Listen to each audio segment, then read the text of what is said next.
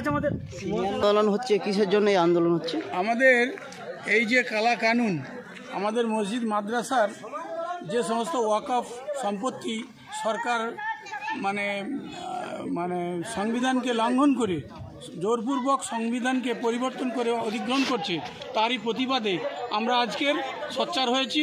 মৌনভাবে আমরা আন্দোলন করছি, মানববন্ধন করছি। তারপরে যদি সংশোধন না হয় তাহলে আমরা বৃহত্তর আন্দোলনে নামতে বাধ্য হব। কতদিন এই আন্দোলন চলবে? এই আন্দোলন যতদিন পর্যন্ত সহারা ওয়াকফ সম্পত্তি যতদিন না সমাধান হয় ততদিন চলবে। সরকারের কাছে কি অভিযোগ জানা যাচ্ছে? সরকারের অভিযোগ যে আমাদের মসজিদ মাদ্রাসার যেভাবে ওয়াকফ সম্পত্তি আগে বহাল ছিল সেভাবে রাখতে হবে এবং সরকার তার নিজস্ব মতো কোনো রকমভাবে হস্তক্ষেপ না করবে, এটাই আমাদের দাবি।